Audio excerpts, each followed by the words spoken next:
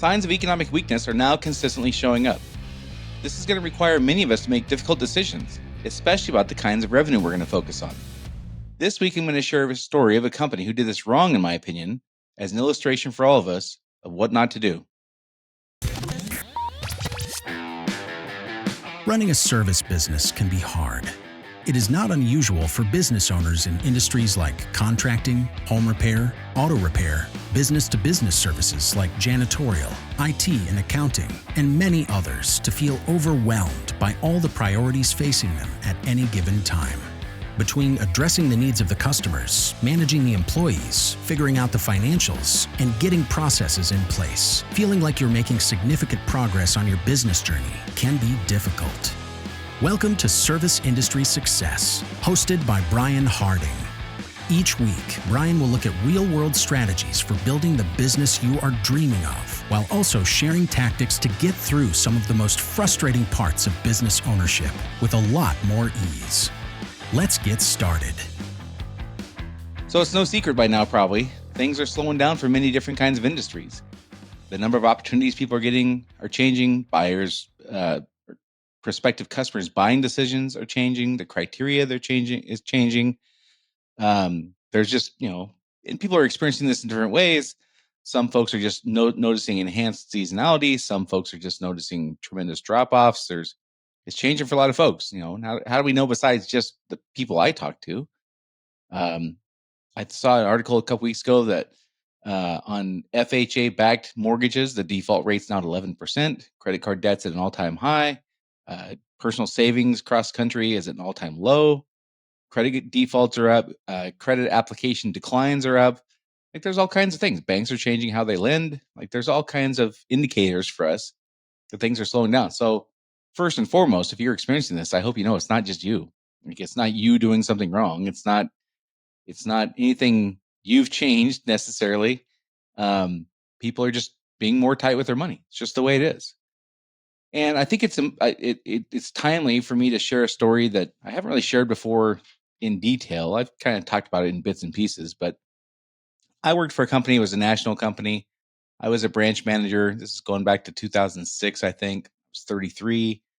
When I took over the branch, we had 68 employees. And the industry I was in was plumbing. And I was in the Seattle Tacoma area.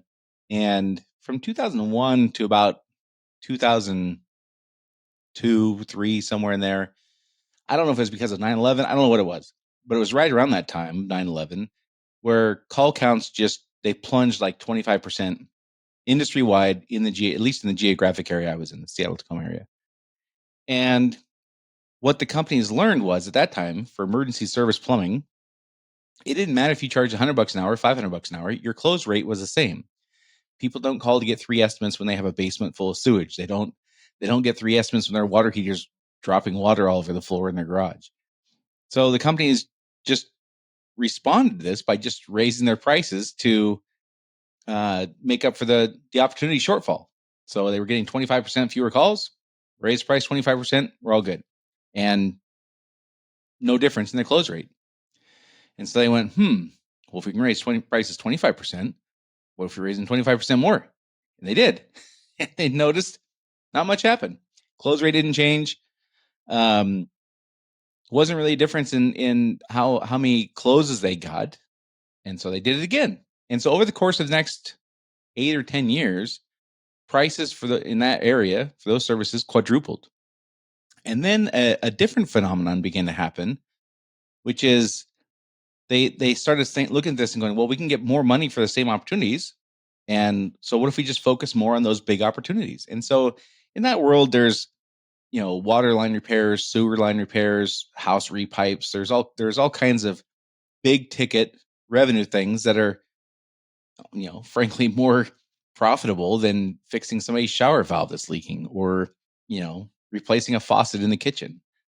And so they took what they learned from the price increase happening over time, and they applied that same philosophy to chasing big ticket stuff.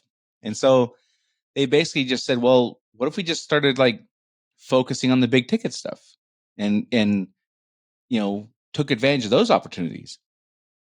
And so the model changed a little bit, and they went from looking at the everyday average service call, the faucet leaks, the toilet leaks, the incidental leaks and drain stoppages and things like that. They stopped looking at that as kind of the bread and butter, and they started looking at the big ticket stuff as the bread and butter. And they kind of inversed their model. And so up until that point, the what I would call like small ball, your everyday average service calls that, would average, let's say $500 a trip. That was kind of the bread and butter. That was kind of the cake. And then the big ticket stuff, when you get the $20,000 sewer repair, the $15,000 water line repair, the $15,000 house repipe or whatever, that was the icing on the cake. And what they did though is they inverted it. They inverted it so that the big ticket stuff was the cake and all the small ball stuff was the icing. And again, when I took over as a branch manager in 2006 or 7, somewhere in there, we had around 68 employees. I think that branch now has about 15, maybe 20, somewhere in there. It shrunk dramatically. And it's not a coincidence that that happened, by the way. And there was a very notable tipping point. So again, big corporation, nationwide company. Every year in October, I would start the budgeting process as a GM, and we would lay out, we would forecast our revenue and expenses. We need to buy new trucks. We need to upgrade some office equipment, whatever, advertising spend, all the normal stuff. When we started budgeting so that the big ticket stuff had to be at least 50% of our revenue, that was the tipping point. We stopped looking and saying, okay, we're going to get 10, 15, 20, 25% of our revenue, maybe 30%. Hey, if we get lucky, we get 30% of our revenue from these big ticket things. Everything ran fine. When we treated the small ball as the cake and the big ticket stuff as the icing, things ran fine. When that hit the tipping point and we started requiring in our budgeting process that 50% of our revenue had to come from this big ticket stuff, it changed the way the business operated. And the reason it changed the way the business operated is because everything was a funnel to get the client to the big ticket. So it didn't matter what their customer called in for. The funnel was leading them towards a big ticket. Now you can see this if you're tuned into at all to, if you're in home services, certainly, and things like that, you're probably in Facebook groups where you see like, this is all the rave. This is all, or, this is all the rage. Like this is kind of how those industries operate in many instances now. And to be fair, since, 2014, 2016, 2017, it's worked exceptionally well. Companies are making more money than they've ever made. And the thing though is when that tipping point happened for the company I'm referencing was right around the time of the GFC, the Great Financial Crisis, where the housing bubble burst and all these things happened. And so at the same time that the company shifted their model to requiring these big ticket things, the housing market imploded. And people didn't have that access to those funds anymore. They could afford the $500 service call, but they couldn't afford the $20,000 sewer repair anymore. And so the timing of those two things happening at the same time, in my opinion, was like a perfect storm and is really what led to the downfall of that company, at least that branch. At the same time, we decided to start our own company. And part of the reason we started our own company is because we could see what was going on. We were just like, this, it didn't feel right. Now, I'm not making a moral call on like, that company can operate however they want. And they had clients that are still happy with that. They're still in business. They're still thriving. They're still doing well. But this is part of the reason we started our own company. And one of the first things that we said when we started our company was, we're going to keep the cake the cake. We're going to make a company that can be profitable on small ball.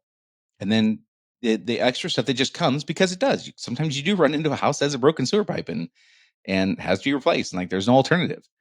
When we come across those things, that'll be the icing on the cake, but we're not ever going to make that a requirement for the company to be successful. That was one of the very first 5 things we decided as an ownership group was we would not allow the company to come to a point where it had to have those big ticket things to survive because it did not, we didn't like the process it put the client through.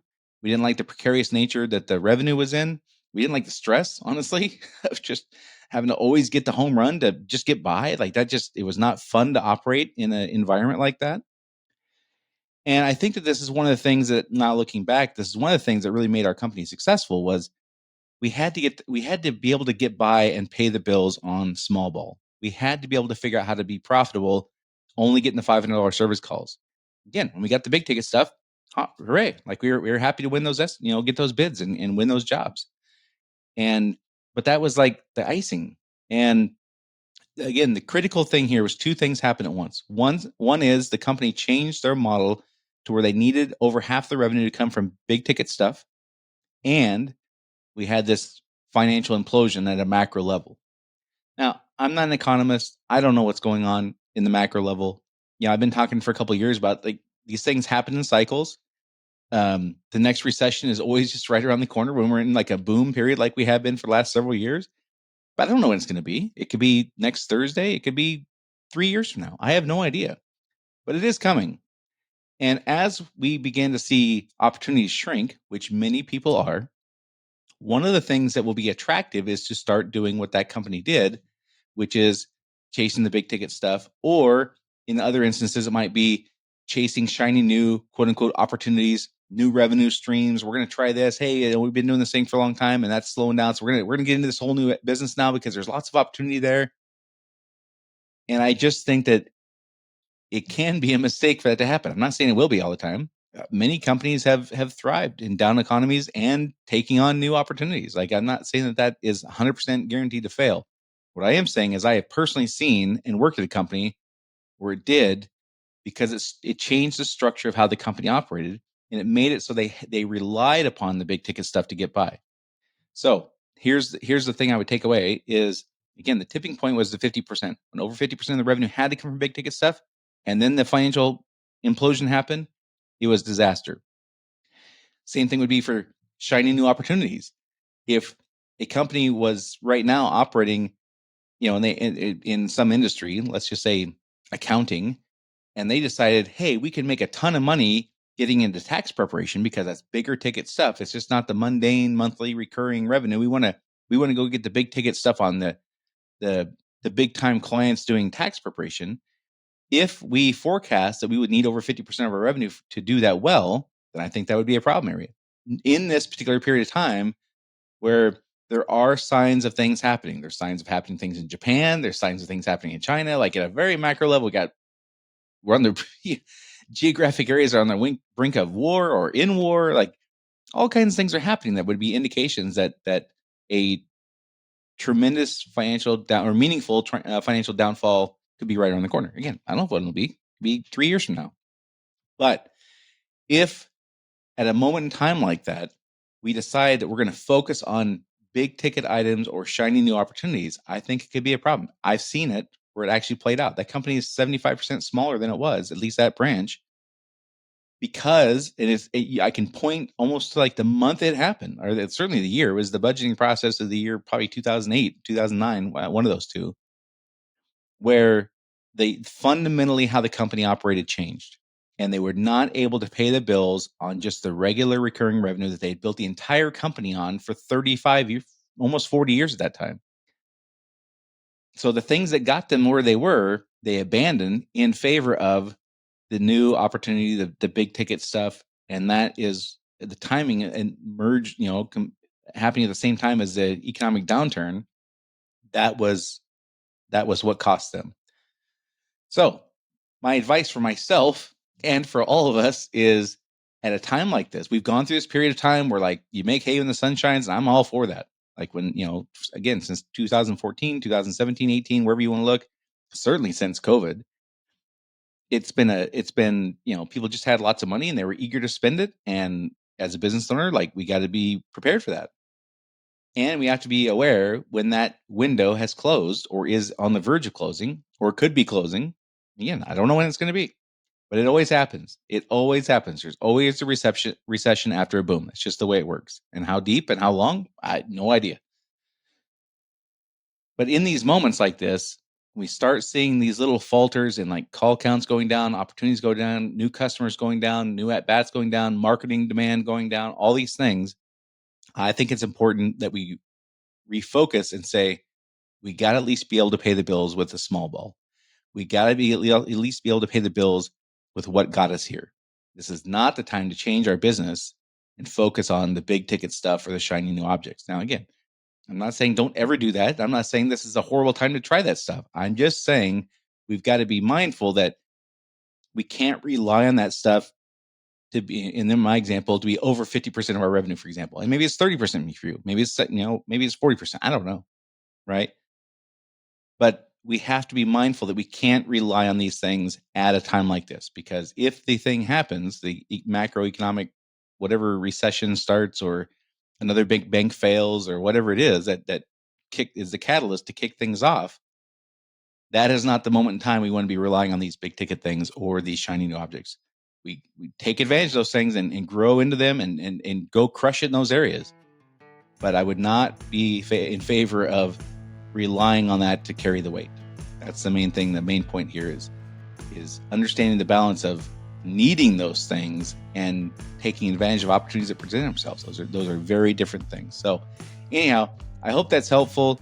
This is a real life story. I'm not making any of this stuff up. It actually went down this way, and it's part of me is sad to see it happen. On the other hand, it's part of what made our company so successful, was not doing those things. That was kind of the trend at that time. And that's what helped us out, was being mindful of, we got to pay the bills on what got us here. So anyhow, if you find the information I share helpful, please share this podcast with a friend or colleague you think can benefit from it. Of course, public sharing is also appreciated. Hope you have a great week, and I'll talk to y'all next week.